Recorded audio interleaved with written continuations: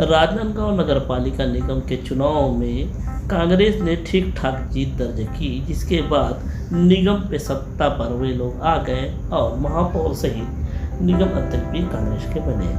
अमूमन इन वार्ड में कांग्रेस के पार्षद की जीत ज़्यादा दर्ज हुई। कुछ निर्दलीय मिलकर सत्ता पे काबिज हुए और उन्होंने कांग्रेस पर विरोध भी किया।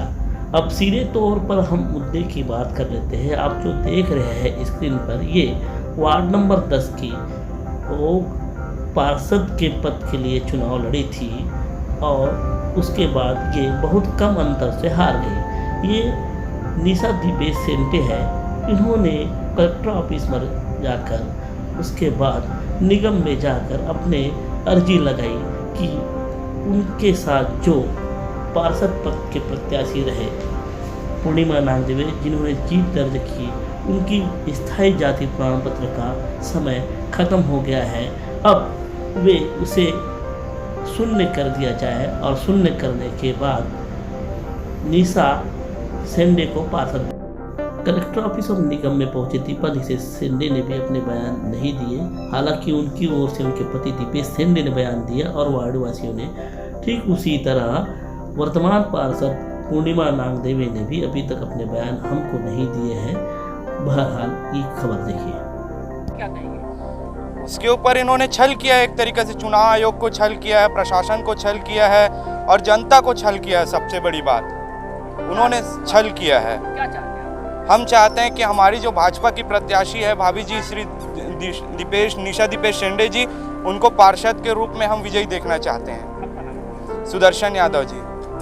जी, चूँकि हमारा वार्ड नंबर 10 अनुसूचित जाति महिला वर्ग के लिए आरक्षित था, उसमें मेरे यहाँ की मिसेस निशा सेंडे को बीजेपी की तरफ से टिकट मिला था और उसमें विजय प्रत्याशी पूर्णिमा नागदेवे जो कि कांग्रेस की थी, उनके पास अस्थायी जाति प्रमाण पत्र लगा के उन्होंने चुनाव लड़ा था। चूँकि अस्थायी जाति प्रमाण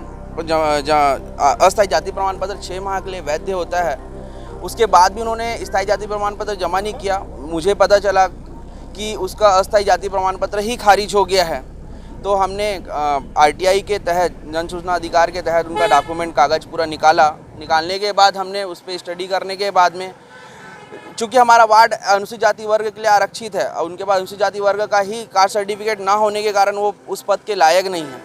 हम आके आज पूरा डॉक्यूमेंट के साथ में कलेक्टर के पास में ज्ञापन दिए, उनका रिसीविंग लिए हैं, निर्वाचन अधिकारी को दिए हैं। इसके बाद हम निगम में जाके आयुक्त को भी लेटर देंगे और उनको तत्काल प्रभाव से चुनाव शून्य करके सेकेंड विनिंग प्रत्याशी निशा सेंडे को हम पार्षद के पद में देखना चाहते हैं।